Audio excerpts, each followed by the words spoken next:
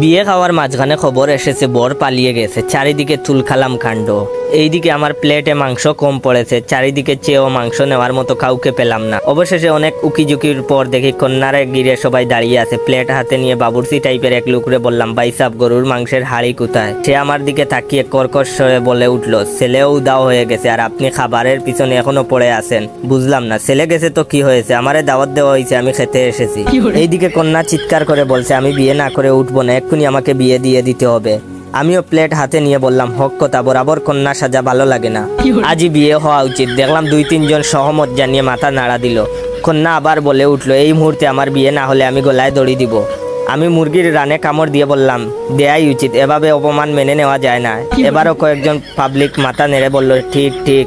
কন্যা কাঁদো কাঁদো সরে বলল, আব্বা আমি কিন্তু এক কথা 2বার বলবো না, তাড়াতাড়ি ব্যবস্থা করেন, নয়তো অঘটন হয়ে যাবে। মাংস শেষ, হাড্ডিতে কামড় দিয়ে বললাম, দ্রুত ব্যবস্থা না হলে বাংচুর হবে। এবার সবাই মিলে আমার দিকে ঘুরে তাকালো। কন্যার বাপ আমার হাত ধরে বলল, করো কি? আমি বললাম, কিছু করি না। মাংসের হাড়িটা কোথায় বলতে পারবেন? সে টাইট করে হাত চেপে বলল, টাকা 2 লাখ দিব, ব্যবসা করবা আর এক্ষুনি আমার মেয়েকে বিয়ে করবা। আশেপাশের সবাই বলল, ঠিক ঠিক, বিয়ে করা উচিত, সহমত।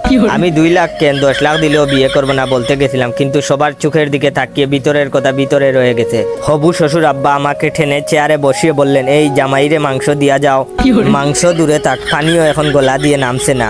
এ কি মুসিবতে পড়লাম।